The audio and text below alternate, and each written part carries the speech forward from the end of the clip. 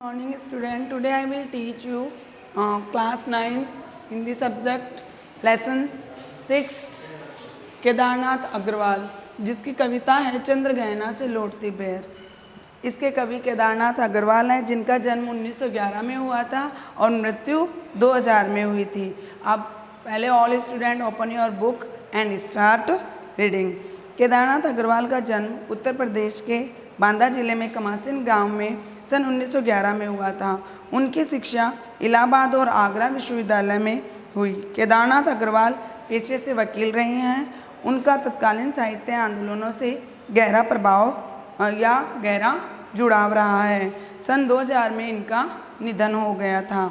नींद के बादल, युग की गंगा, फूल नहीं रंग बोलते हैं, आग का आईना, पंख और पतवार, हे तेरी तुम मार प्यार की थापें और कहे केदार खरी खरी उनकी प्रमुख काव्य कृतियाँ हैं। उन्हें सोवियत लैंड नेहरू पुरस्कार और साहित्य अकादमी पुरस्कार से सम्मानित किया गया था। केदारनाथ अग्रवाल प्रगतिवादी धारा के प्रमुख कवि माने जाते हैं। ये जन सामान्य का संघर्ष और प्रकृति सौंदर्य उनकी कविताओं का मुख्य प्रतिपाद्य रहा है। उनके यहाँ प्रकृति का यथार्थवादी रूप व्यक्त हुआ है, जिसमें शब्दों का सौंदर्य, ध्वनियों की धारा और स्थापत्य कला प्रमुख रहे हैं। संगीतात्मकता उनके काव्य की एक अन्यतम विशेषता बताई जाती है। बुंदेलखंडी समाज का दैनंदिन जीवन यानी रोजाना का जो जीवन है, दिन प्रतिदिन का जो जीवन है, अपने खुलेपन और उमंग के साथ उनके काव्य में अभिव्यक्त होता है। केदार कविता की भाषा को लोक भाषा के निकट लाते हैं और ग्रामीण जीवन से जुड़े बिंबों को यानी गांव से जुड़े हुए जितने भी प्रतिबिंब हैं, बिंब हैं, उनको आत्मीयता के साथ प्रस्तुत करते हैं। अब उन्होंने पाठ परिचय यानी जो कविता उन्होंने लिखी है वो उसमें किसका वर्णन किया गया है या उसमें किस किस उपादानों का वर्णन किया गया है उसके बारे में बताया गया है। प्रस्तुत कविता में कवि का प्रकृति के प्रति गहन अनुराग व्यक्त हुआ है। वह चंद्र गहना नामक स्थान से लौट रहा था।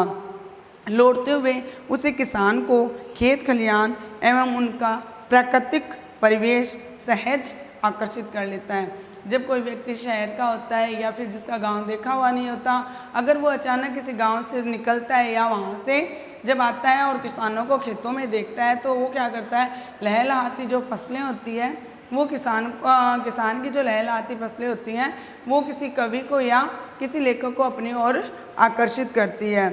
इस कविता में कवि की उस सृजनात्मक कल्पना की अभिव्यक्ति है जो साधारण चीज़ों में भी असाधारण सौंदर्य देखता है। यानी प्रकृति के जो उपादान होता है उनको मानवीकरण के रूप में प्रस्तुत करता है। यानी प्रकृति के जो उपादान हैं या प्रकृति के जो तत्व हैं उनको वो क्या करता है, सजीव रूप में उनका वर्णन करता है और उस सौंदर्य को शहरी विकास की तीव्र गति के बीच भी अपनी संवेदना में सुरक्षित रखना चाहती है। यहाँ प्रकृति और संस्कृति की एकता व्यक्त की गई है।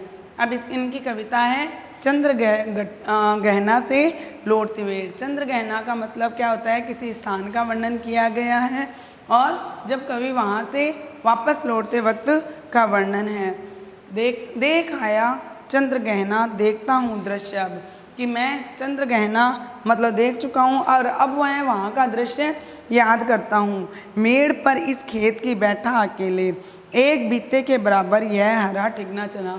अब जो मेड़ क्या होती है, जो खेत होते हैं, खेत के बीच में रास्ता बनाया होता है, उस रास्ते के मेड़ के ऊपर ऐसे जैसे ऐसे बनाते हैं मिट्टी से, ऐसे उसको ऊंचा करके छोड़ देते हैं। उसके बाद में क्या होता है, वहाँ पे खड़ा होकर वो क्या है, कवि देख रहा है, ठीक है, खेत में। अब वो खेत में बैठा अकेला यानी मेड़ के ऊपर वो क्या है, अकेला बैठा हुआ है और एक बित्ते के बराबर यानी एक छोटा सा जो पौधा होता है उसके बारे में बताया गया है कि छोटा सा एक पौधा है, हरा ठिकना चला। छोटा सा पौधा यानी कितना हो गया, एक बित्ते के बराबर, यानी अपने हाथ की जो इस अंगुली से लेके यहाँ तक की लंबाई का उसका क्या बताया गया, आकार बताया गया है। लगभग 22.5 सेंटीमीटर लंबा जो है चने का पौधा है उसके बारे में बताया गया है। यानी बीते के बराबर क्या हो गया, आपके हाथ के पूरी यहाँ से लेके यहाँ तक की लंबाई यानी लगभग कितनी हो गई, 22.5 सेंटीमीटर बताई गई है। यह है हरा ठिगना चना, यानी जो चने का पौधा है उसको नाटा बताया गया है, यानी छोटा बताया गया है। बांधे मुरेठा शीश पर छोटे गुलाबी फूल का। अब जब फसल पकती है और बसंत या फागुन का जो महीना आता है उसके अंदर क्या होता है कि जैसे हरे चने का पौधा पक चुका है उसके ऊपर क्या होते हैं, ऊपर गुलाबी फूल निकलने लगते हैं। अब जो कवि है उसने क्या बताया कि वो गुलाबी फूल ऐसे लग रहे हैं जैसे कोई क्या है, एक दूल्हा खड़ा है और उस दूल्हे के ऊपर क्या लगी हुई है, गुलाबी पगड़ी बांधी हुई है। ठीक है, यानी हरे जो हरा चना का छोटा सा पौधा है उसके ऊपर क्या निकले हैं, गुलाबी फूल निकले हैं। लेकिन कवि ने उसका मानवीकरण करके क्या बताया है कि एक ऐसा लग रहा है, एक छोटा सा दूल्हा है जिसके सर पे ऐसे लग रहा है जो गुलाबी पगड़ी बांध के खेत के बीच में खड़ा हुआ है। मुरेठा अर्थात क्या होता है, पगड़ी होता है। ठीक है, छोटे सजकर खड़ा है और वो एकदम सज धज कर तैयार होकर खड़ा हुआ है। पास ही मिलकर उगी है बीच में अलसी हटेली। हटेली यानी जो जिद्दी, अलसी का पौधा होता है। अब पास में क्या है, यानी उसी खेत में पास में क्या है, अलसी का पौधा है। उसने अलसी के पौधे को कवि ने क्या नायिका के रूप में प्रस्तुत किया है। तो कि अलसी जो हटेली है, जिद्दी खड़ी है और देह की पतली, यानी उसकी जो अलसी का पौधा है वो क्या है, एकदम पतला बताया गया, अर्थात उसके शरीर यानी एक तरह से नायिका का शरीर क्या बताया गया है, पतला बताया। कमर की है लचीली, और जो इसकी कमर है वो इतनी पतली है कि वो क्या कर रही है, लचक रही है। यानी अलसी का पौधा है वो इतना पतला है कि वो हवा से हिल डुल रहा है। नील फूले फूल को सिर पर चढ़ाकर, और उसके सिर के ऊपर क्या है, नीले रंग का फूल लगा रखा है उसने। तो अलसी के पौधे में कैसे निकलते हैं, नीले रंग के फूल निकलते हैं। तो ऐसा लग रहा है कि नायिका ने अपने सर के ऊपर क्या लगा रखा है, नीले रंग का फूल लगा रखा है। कह रही है जो छुए यह दूर हृदय का दान उसका, दान उसको। अब वो मतलब जो अलसी का पौधा है वो क्या मतलब उसके ऊपर जो नीले रंग का फूल लगा हुआ है, तो ऐसा लग रहा है कि वो किसी को क्या बोल रही है कि कोई अगर मुझे छू ले तो क्या कर दूं, मैं अपना हृदय उसको दान दे दूं। यानी कोई अगर यहाँ आ जाए और मुझे छू ले तो मैं अपना हृदय उसको दान दे दूं। और सरसों की न पूछो हो गई सबसे सयानी। अब जब अलसी का पौधा ऐसा हो चुका है, अलसी ऐसी हो चुकी है और चने के भी क्या हो रहे हैं, गुलाबी फूल निकल रहे हैं, तो क्या हो रहा है, सरसों भी पूरी तरह से पक चुकी हैं और उसके भी अब क्या आ गए हैं, पीले रंग के फूल निकल गए हैं। सरसों की न पूछो हो गई सबसे सयानी, हाथ पीले कर लिए हैं ब्याह मंडप में पधारी। यानी अब सरसों के पौधे को देख के ऐसा लग रहा है कि जैसे नायिका क्या हो चुकी है कि वो बहुत ज़्यादा सयानी हो चुकी है और अब क्या हो गई है कि उसने क्या कर लिए हैं, अपने हाथ पीले कर लिए और हाथ पीले करके क्या हो चुका, विवाह मंडप में आ चुकी है। यानी विवाह करवाने के लिए तैयार है। हाथ पीले करना मुहावरा है कि जिससे विवाह की तैयारी होना।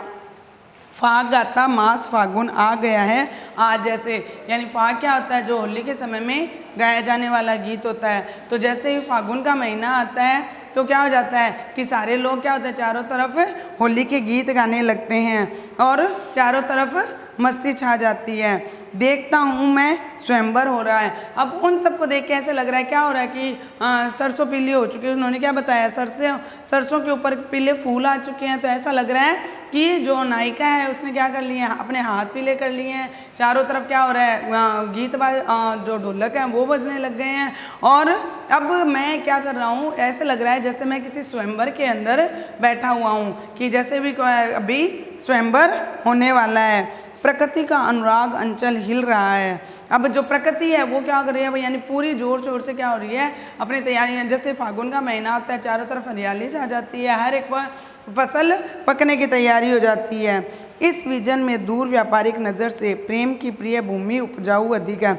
इस विजन में यानी इस नगर के अंदर दूर व्यापारिक नगर से, यानी जो शहर है, जो व्यापारिक नगर है उससे दूर जो यह नगर है, ठीक है, प्रेम की प्रिय भूमि उपजाऊ अधिक है। और ये जो गांव होते हैं वो क्या होता है, प्रेम की भूमि होता है। और यहाँ पे क्या होता है, उपजाऊपन होता है, यानी ज़्यादा से ज़्यादा यहाँ का जो मिट्टी है, यहाँ का जो वातावरण है वो उपजाऊ माना जाता है।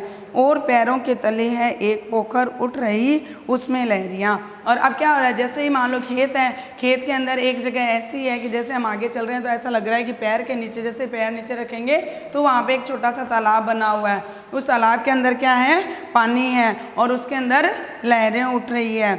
नील तल में जो उगी है घास पूरी ले रही वह भी लहरियाँ। और नीले तल यानी आसमान के नीचे जो घास उगी हुई है वो भी क्या कर रही है, हवा, जैसे ही हवा चल रही है तो उससे हिल डुल रही है, यानी लहरों की जैसे उनमें भी क्या हो रहा है, वह भाव आ रहा है। एक चांदी का सा बड़ा गोल खंबा आँख को है चकमकाता।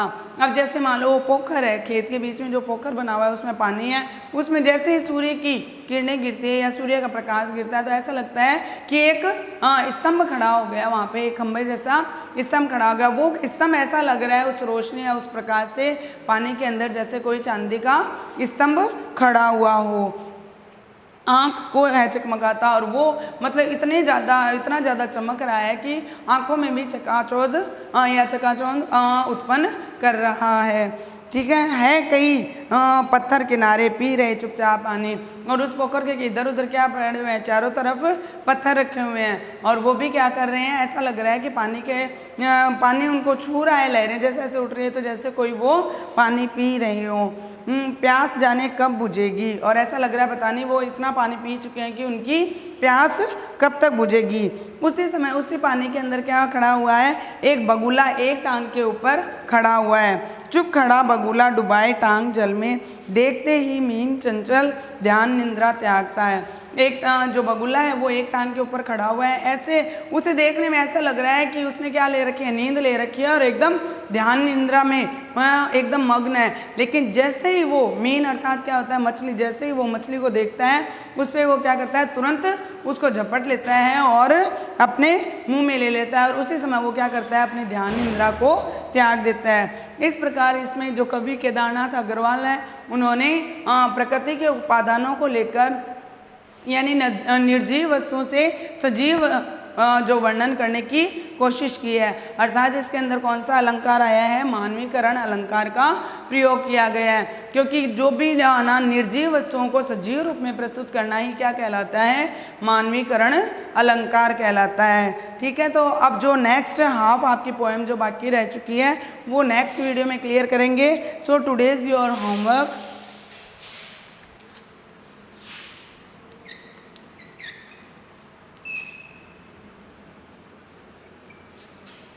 read lesson 6, okay, and find question answer. Okay, thank you, have a nice day.